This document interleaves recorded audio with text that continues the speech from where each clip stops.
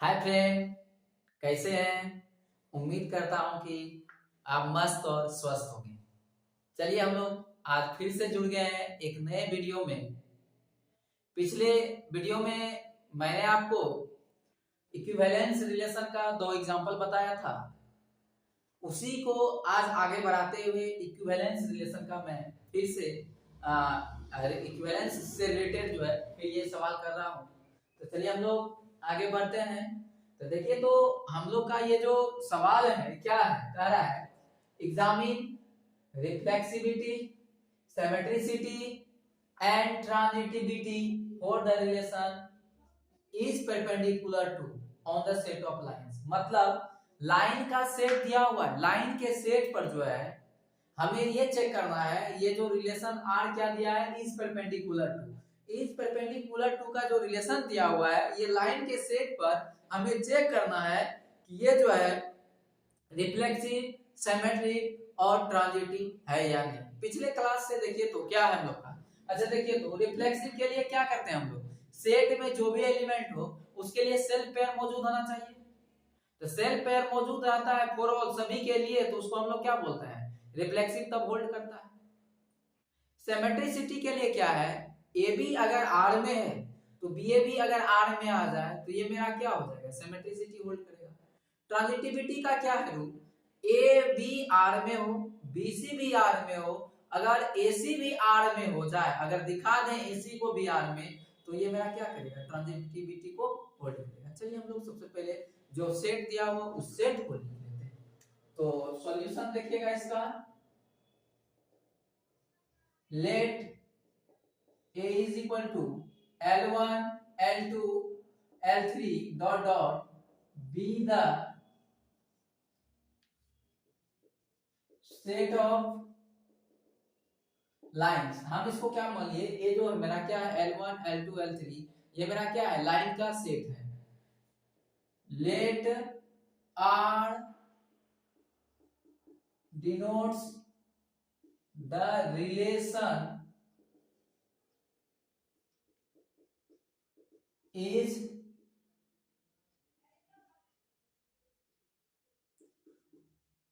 perpendicular to। हम मान लें कि रिलेशन R जो है इस परपेंडिकुलर टू को डिनोट करता है। तो अब देखिए, तो हमें क्या चाहिए, रिफ्लेक्सिविटी पहला का। तो देखिए, तो नंबर फर्स्ट हमें क्या चाहिए, रिफ्लेक्सिविटी। तो रिफ्लेक्सिविटी के लिए क्या बोले थे, यहां देखिए, इस सेट से आप कोई भी लाइन को उठा लीजिए। सेट ए जो है मेरा क्या, लाइन का सेट है, उस सेट से आप कोई भी लाइन को उठा लीजिए।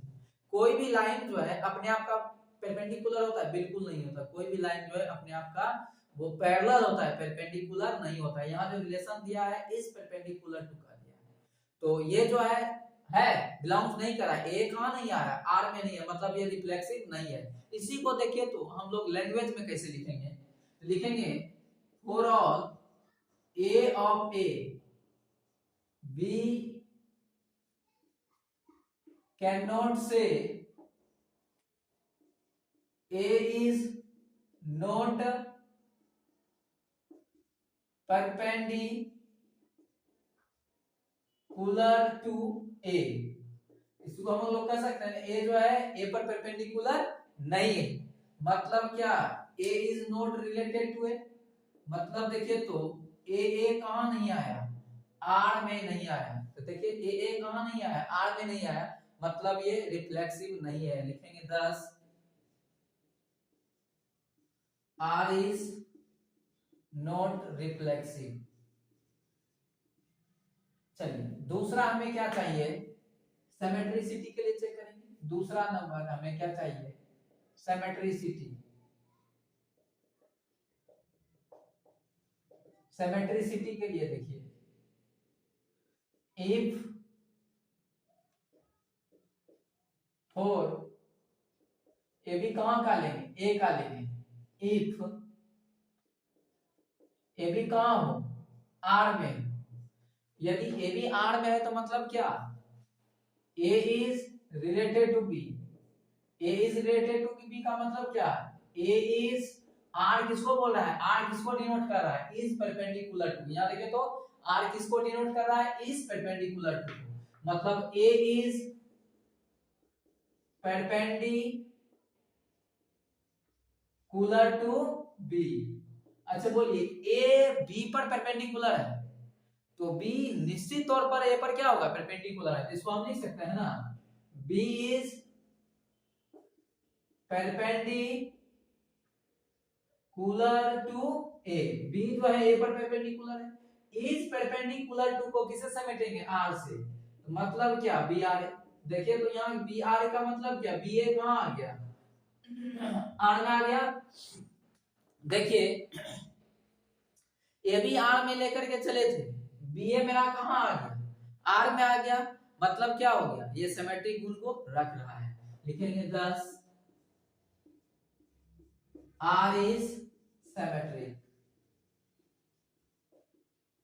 Are is symmetric. चलिए हम लोग अब देखेंगे ट्रांजिटिविटी के लिए, नंबर 3 ट्रांजिटिविटी। ट्रांजिटिविटी के लिए देखें तो ट्रांजिटिविटी के लिए क्या करेंगे, 3 एलिमेंट कहाँ का लेंगे, सेट ए का लेंगे।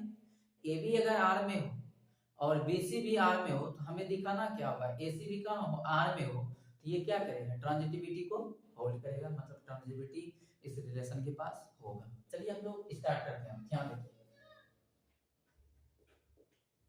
4 ए बी सी कहाँ का है, सेट ए का है।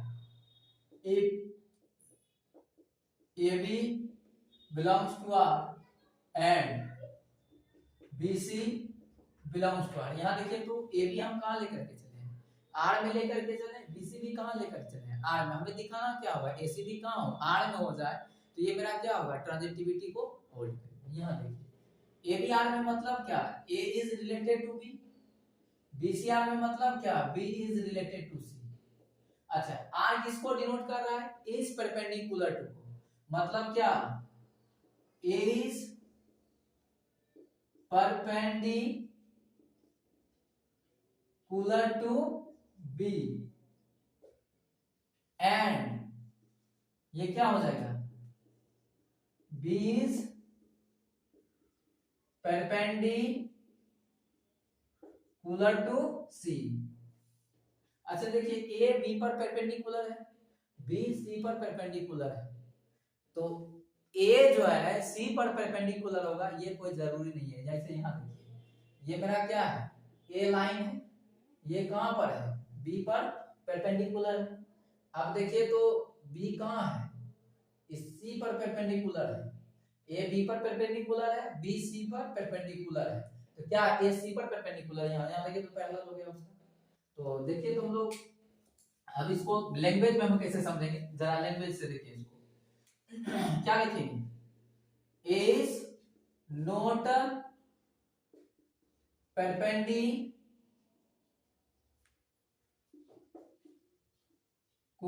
टू सी। ए सी पर परपेंडिकुलर नहीं है, इसका मतलब क्या, A is not related to सी, मतलब ए सी कहां नहीं आया, आर में नहीं आया। क्या लिखेंगे, 10 R is not transitive, R जो है ट्रांजिटिव नहीं हुआ। अच्छा देखिए तो यह ऐसे रिलेशन का एग्जांपल हुआ जो ना ही रिफ्लेक्सिव है ना ही ट्रांजिटिव है, सिर्फ और सिर्फ क्या है, सिमेट्रिक है। तो लिखेंगे रिमार्क्स में, यहां देखिए रिमार्क्स में लिखेंगे it is an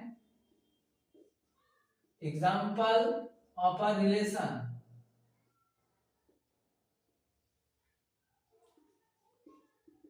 which is symmetric but neither reflexive nor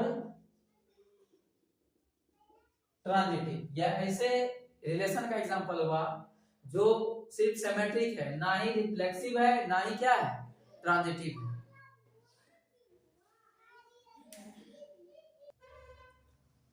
चलिए हम लोग अब अगला एग्जांपल देखेंगे। ये मेरा एग्जांपल नंबर 4 होगा। ये एग्जांपल क्या कर रहा है, examine whether the relation of congruent modulo on the set of integer is an equivalence relation or not।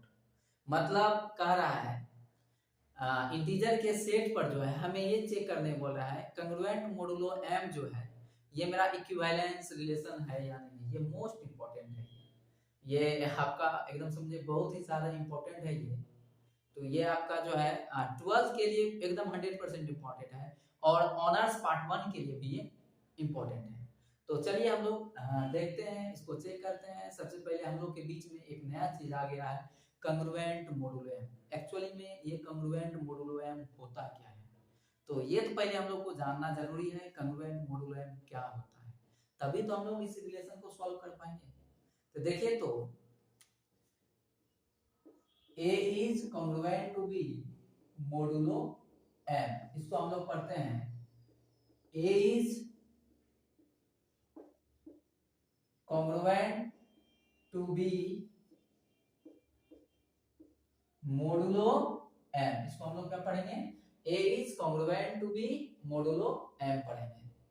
तो यहां से देखिए, तो इसका मतलब हो गया, इसको पढ़ने का ये तरीका हो गया A is congruent to B modulo m। इसको हम लोग देखिए, इसका मतलब हो गया A minus B is divisible by m। मतलब A माइनस बी जो है डिविजिबल है किससे, m से। तो देखिए, तो 11 इज कॉन्ग्रुएंट टू 3 मोडुलो 4। इसका मतलब क्या हो गया, 11 माइनस 3 इज क्या, डिविजिबल बाय 4। मतलब 11 माइनस 3 8 जो है 4 से डिविजिबल है कि नहीं। 8 में जो 3 से भाग लगता है कि नहीं लगता, बिल्कुल लगता है। तो देखिए, तो कहीं एग्जांपल नंबर पहला हो गया। दूसरा देखिए, तो 15 इज कॉन्ग्रुएंट टू 3 मोडुलो 4। मतलब क्या, 15 माइनस 3 इज डिविजिबल बाय 4। यहां देखिए, तो 17 इज कॉन्ग्रुएंट टू 2 मोडुलो 5। इसका मतलब हो गया 17 माइनस 2 इज डिविजिबल बाय 5। तो कॉन्ग्रुएंट मोडुलो m समझ में आ गया। अगर कहीं पर रहेगा A is congruent to A modulo A, मतलब क्या, A माइनस A इज क्या, डिविजिबल बाय A। मतलब A माइनस A जो है डिविजिबल बाय A से, मतलब A माइनस A का मतलब क्या, जीरो जो है, A माइनस A का मतलब जीरो। जीरो में जो A से डिवाइड हो रहा है कि नहीं हो रहा, बिल्कुल हो रहा है, जीरो टाइम में जीरो, ये हो रहा है। तो A माइनस A जो है डिविजिबल है बाय क्या है, A से। तो चलिए हम लोग देखते हैं थोड़ा, चलिए हम लोग अब चेक करते हैं ये कॉन्ग्रुएंट मोडुलो m रिलेशन जो दिया हुआ है इंटीजर के सेट पर, ये जो है मेरा इक्विवेलेंस रिलेशन है या नहीं। तो सबसे पहले जो सेट दिया है, क्या इंटीजर का सेट दिया है। तो सॉल्यूशन में देखिएगा, let a is equal to 0 plus minus 1, sorry a मत मानिए, इसको i मान लीजिए, i 0 plus minus 1 plus minus 2 comma plus minus 3 dot dot be the set of integers. हम लेट कर लिए कि i जो है 0 plus minus 1 plus minus 2 plus minus 3 क्या है, इंटीजर का सेट है। तो अब देखिए, तो let r denotes the relation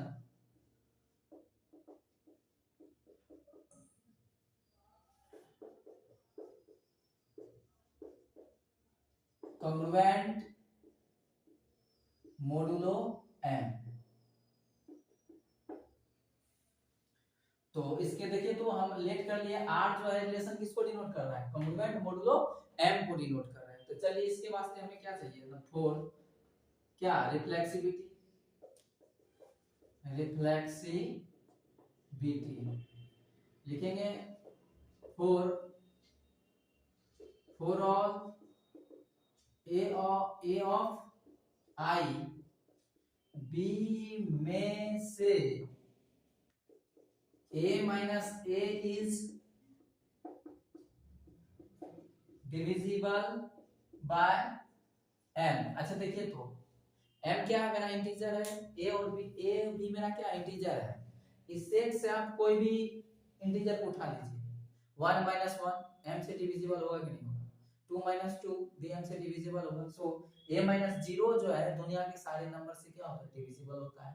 तो सो a माइनस a मतलब क्या, 0 जो है m से क्या होगा, डिविजिबल होगा। तो a माइनस a डिविजिबल है m से, मतलब क्या, a is congruent to a, ये क्या मोडुलो m।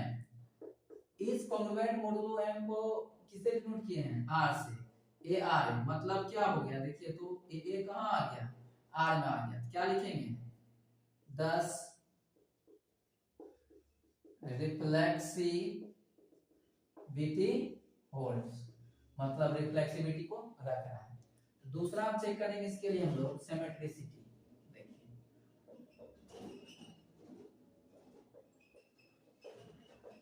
सिमेट्रिसिटी चेक करेंगे। देखिए तो 4 ए बी कहाँ का है, आई का है। If A B belongs to R, अच्छा देखो ये तो ए बी आर में है, तो हमें दिखाना क्या होगा, बी ए बी कहाँ होगा, आर में। ए बी आर में मतलब क्या, ए आर बी, आर किसको डिनोट कर रहा है, इज कॉन्ग्रुएंट टू को, A is congruent to B मतलब मोडुलो एम। इसका मतलब हो गया A minus B is divisible by m। अच्छा a minus B divisible by m है, a माइनस बी जो है m से डिविजिबल है, तो मतलब क्या a minus B is equal to क्या, m क्यूब। अगर हम बोले 12 में जो है, अगर हम बोले 12 में 4 से भाग लग रहा है, 4 तिया 12, इस 12 बराबर क्या लिखेंगे, 4 गुना 3, मतलब a माइनस बी जो है m से क्या है, भाज्य है, डिविजिबल है। तो मतलब क्या a माइनस बी बराबर क्या होगा, m इंटू क्यू, क्यू क्या है, क्विसेंट है, ठीक।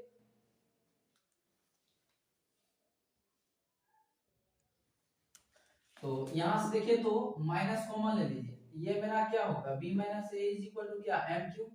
यहां से देखिए तो माइनस को इधर भेज दिए, b minus A is equal to minus का क्या, m क्यूब। यहां से देखिए तो, यहां से देखिए b minus A is equal to m into का माइनस क्यू। किसी भी इंटीजर q क्या है आपका, इंटीजर है, लिख देंगे वेयर q इज इंटीजर। यहां लिख देंगे वेयर q इज एन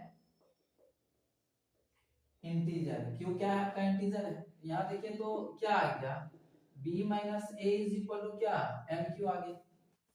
तो यहाँ b minus A is equal to m Q, मतलब b माइनस ए जो है किससे डिविजिबल है, m से। तो लिखेंगे यहाँ b minus A is divisible by क्या, m। तो b minus A divisible by m मतलब क्या, b is congruent to a modulo क्या, m। मतलब क्या हो गया, b इज रिलेटेड टू, आप देखिए तो b a कहाँ आ गया मेरा, r में आ गया। b रिलेटेड टू a मतलब क्या, यहाँ देखिए तो b a कहाँ आ गया, r में आ गया। a b लेकर के चले थे r में, b a कहाँ आ गया, r में। क्या लिखेंगे, 10 symmetricity holds, symmetricity holds.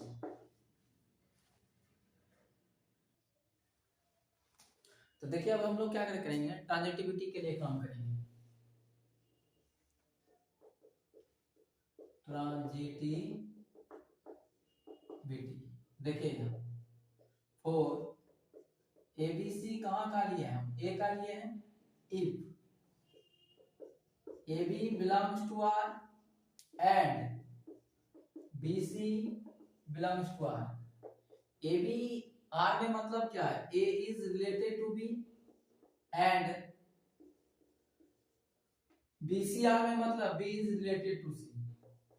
A is related to B का मतलब क्या है, A is congruent to B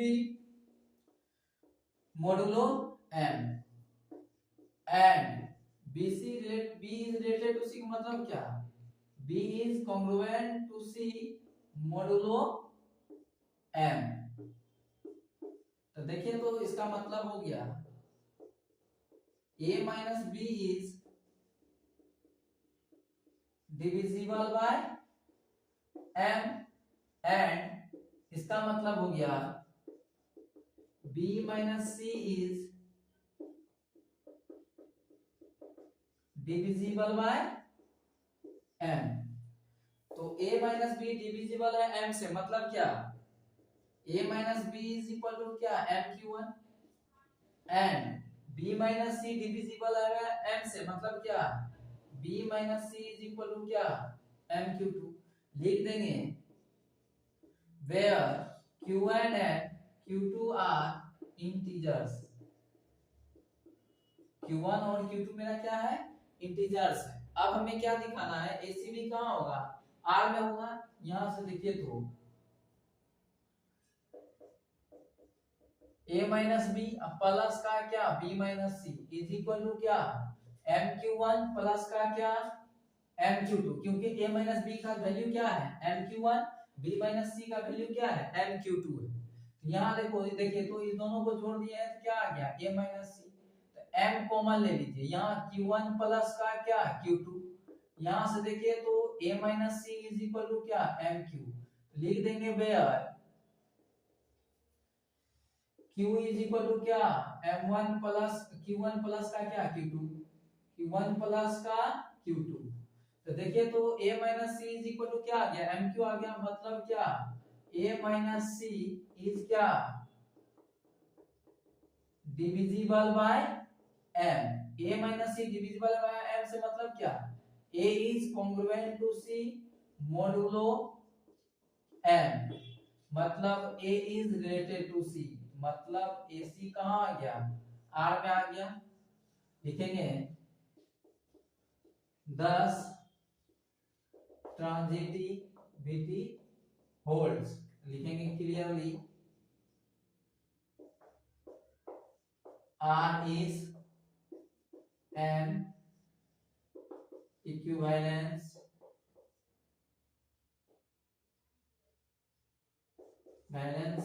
relation on I।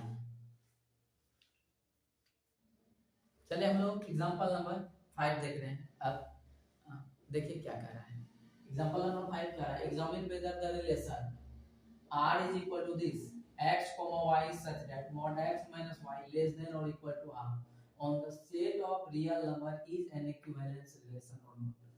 ये रिलेशन R इस बार क्या किया है हम लोग को दे दिया गया है और हमें ये चेक करना है ये रियल नंबर के सेट पर जो है इक्विवेलेंस रिलेशन है या नहीं।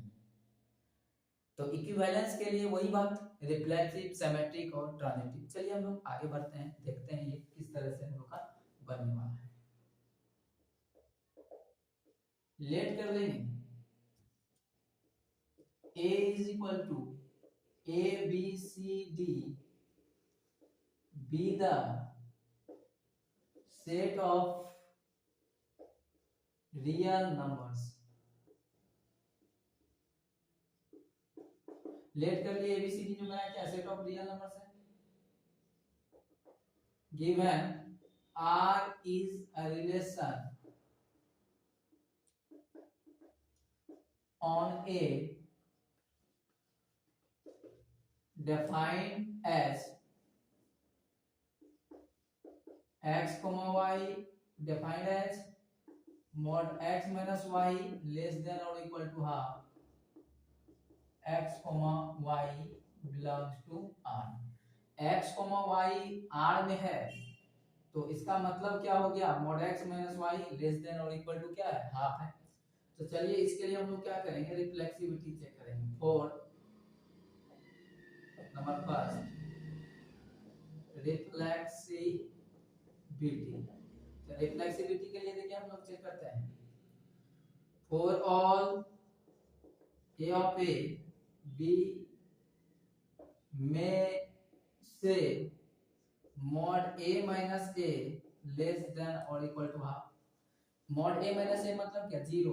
जीरो जो है लेस देन और इक्वल टू हाफ का मतलब क्या है, या छोटा है या बराबर है। लेस देन और इक्वल टू का मतलब हुआ छोटा या बराबर है। मतलब a माइनस ए मतलब जीरो जो है 1/2 से छोटा या उसके बराबर, दोनों में से क्या है, जीरो जो है 1/2 से क्या है, छोटा है। बात सही हो गया।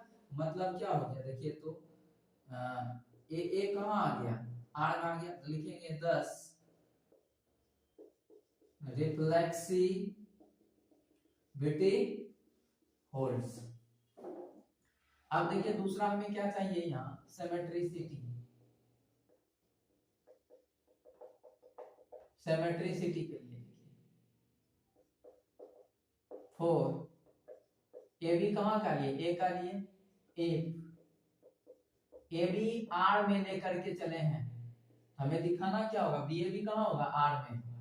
ए बी आर में मतलब क्या, mod A minus B less than और इक्वल टू हाफ। यहाँ से देखिए तो mod X minus Y less than और इक्वल टू हाफ। क्यों, क्योंकि X minus Y belongs to क्या, ए बी आर में है। तो मतलब क्या, mod A minus B less than और इक्वल टू हाफ। आप इससे माइनस कॉमन ले लीजिए तो B minus A less than और इक्वल टू हाफ। इसको हम लिख सकते हैं mod b minus A less than और इक्वल टू हाफ लिख देंगे, चूंकि मॉड माइनस x बराबर क्या, मॉड x। कारण भी तो यहाँ देखिए तो b minus A less than और इक्वल टू हाफ का मतलब क्या, ba कहाँ आ गया, r में आ गया। तो लिखेंगे 10